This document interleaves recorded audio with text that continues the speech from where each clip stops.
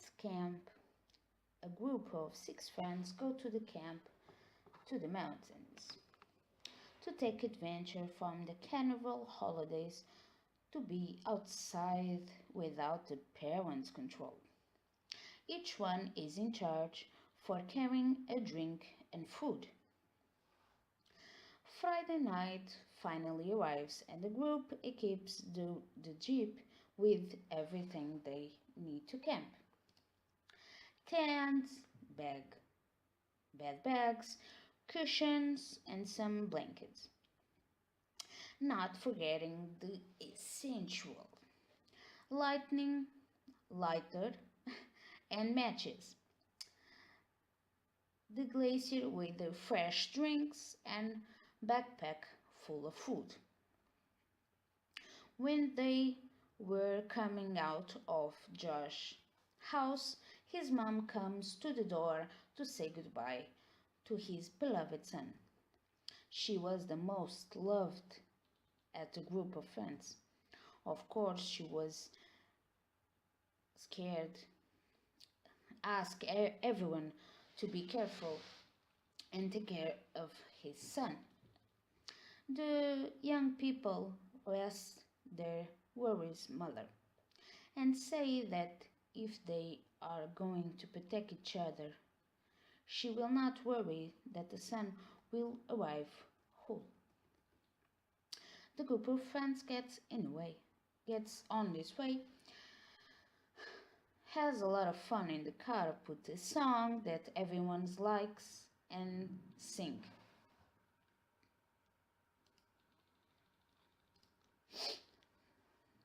It seems that time will help and day and will be 3 amazing days for our young people. The group goes towards a petrol station to supply the car and fill the tires.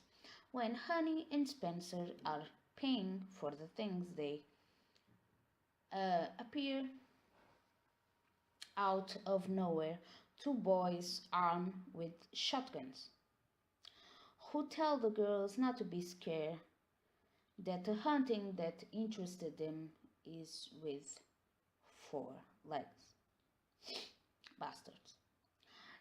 The girls dislike this conversation, quickly returns to the truck, and the adventures continues. Already in the middle of the mountain, they see a beautiful Bambi, a beautiful Bambi, look, looking at the horizon. But of course, Peter had to make a noise and frightening the poor animal. Peter was always the group clown. Very funny, Peter. The group of friends arrives at their destination and begins to set up their tents and make the campfire before it gets dark. They have chosen a beautiful place next to the large lake. Suddenly, they hear a noise coming from the bushes. It comes It makes everyone worry. Tom grabs a stick to defend himself, and his beloved Chloe appears in the middle of the bush, deranged, and said, "Come, calm, young. It's just me. I heard that the group of young people comes to this area, and I decide to show up to see who to see how they're they're going and see if if your campfire uh,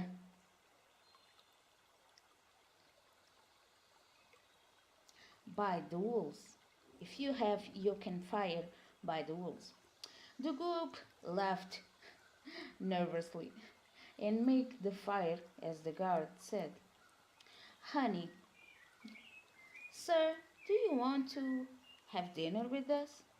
The guard says, Thank you, girl, but I have my lady waiting for me at home. I I will be come tomorrow morning, okay? Chloe says, Thank you.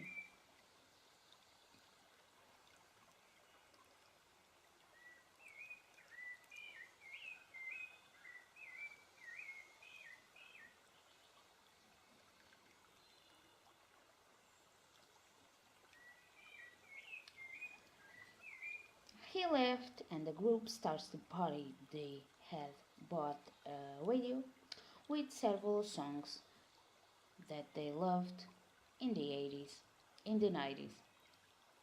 They all start drinking and dancing. They heard they have they were having a lot of fun. They took a few selfies.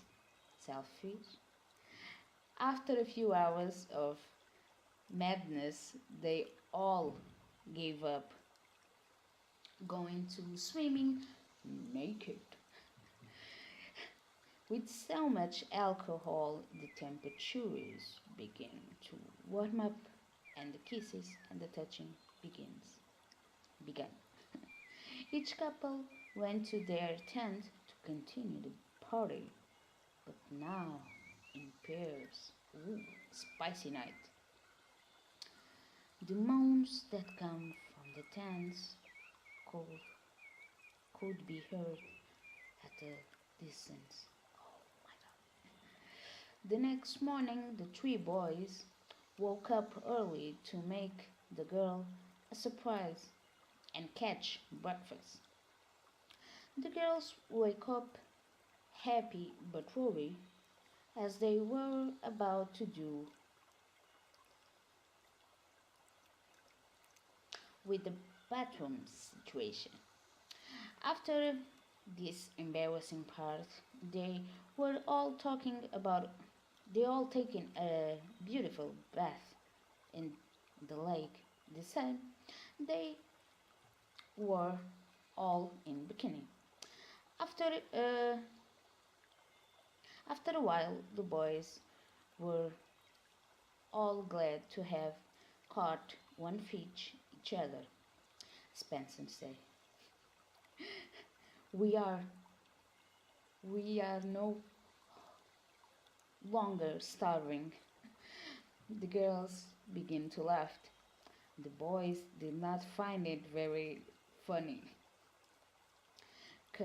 Chloe says, "We had cereal and milk. Would you like it? You make the fish for lunch, okay, boys?" The rancher appears and they invite him for lunch, they had but he had to make a round. Honey say, you owe us two already. The guard smiled at them and continues his round. The group had bought some blow up and bomb to have fun in the lake.